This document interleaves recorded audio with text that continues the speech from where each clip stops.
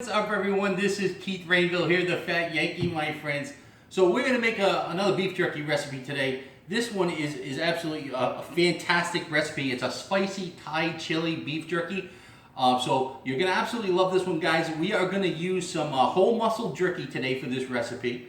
And we're going to use our 2 pounds of, we're going to use bottom round again in this, okay? So if you watch my channel, I always use top round. But I've got some bottom round that we're going to use today, and I'm going to do some eye round videos as well, guys, because I've gotten some requests for that, and especially how to cut up the eye rounds. So, guys, 2 pounds of black Angus beef here, bottom round beef, and you can always tell, I can always tell the bottom round just because it has a little bit more gristle in between the grains. So guys, let's get started here. So we've got our soy sauce, our Kikkoman soy sauce. We got some brown sugar that we're going to use. We're going to use some sambal for this spicy Thai chili beef jerky. And then we're going to use some Knorrs, some beef bouillon, okay? Instead of a bouillon cube, this is like a beef powder. It's absolutely fantastic. Okay, so that's going to just bring that beef taste and flavor right out. And then we're going to use some garlic, granulated garlic. We use some ginger, powdered ginger. And we are going to use some granulated onion, baby.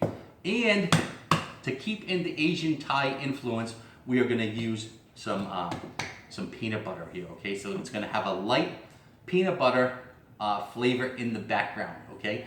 So this is it, guys. Let's get into it. Spicy Thai beef jerky here, my friends, with the Fat Yankee. Let's get started. 1/2 cup of soy sauce we're going to add to this.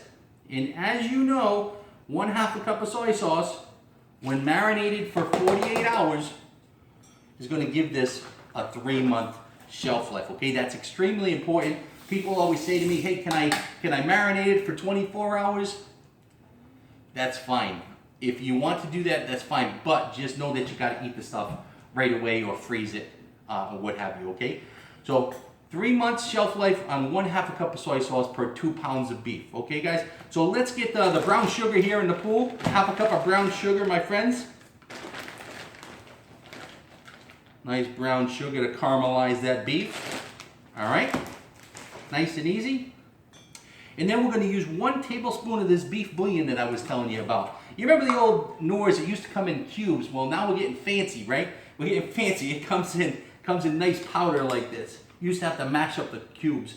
So 1 tablespoon, and I think I said teaspoon before, but it's 1 tablespoon of this beef bouillon, okay? So it's gonna just bring out a nice, rich flavor in the beef. And then we're gonna use our onion powder, and we got our granulated garlic. We're gonna use 1 tablespoon of onion powder, my friends. All right. Heaping tablespoon, just a little bit more. 1 tablespoon of granulated onion. I don't like to use the powdered stuff. The reason being is when you use the powdered stuff and you start to mix it up, it starts to clump. That's why I always go with the granulated onion and the granulated garlic, okay? So also with the granulated garlic now, we're going to use, again, 1 tablespoon of granulated garlic. All right, so ginger is another ingredient in our recipe.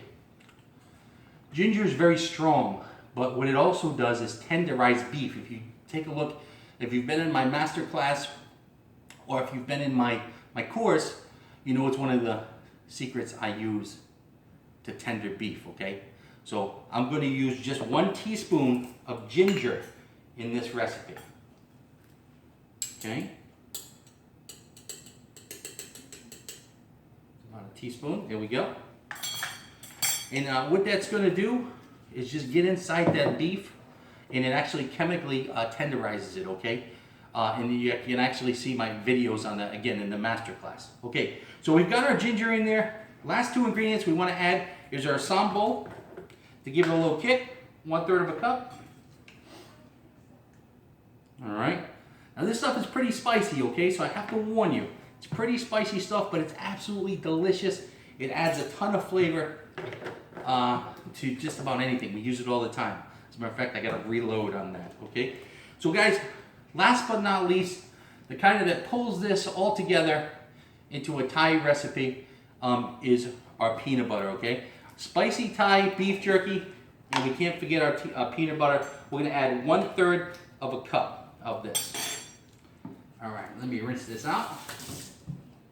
Real good. Now listen, you're gonna have to wrestle with this peanut butter a little bit, especially when you get to marinating, but there's enough fluid in there that if you shake it up just for about 2 or 3 minutes, the peanut butter gets right in there and it starts to dissolve, okay?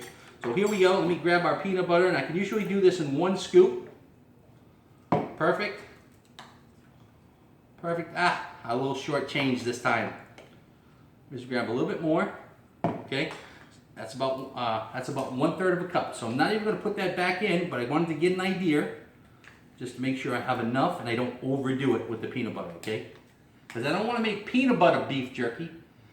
Here I want to make spicy Thai beef jerky. Okay. So this is our last ingredient. Now I'm just going to grab that as much as I can.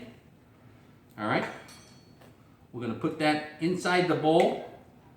I almost want to lick the spoon. And I'm going to shake this up, guys. So look at all the colors in there.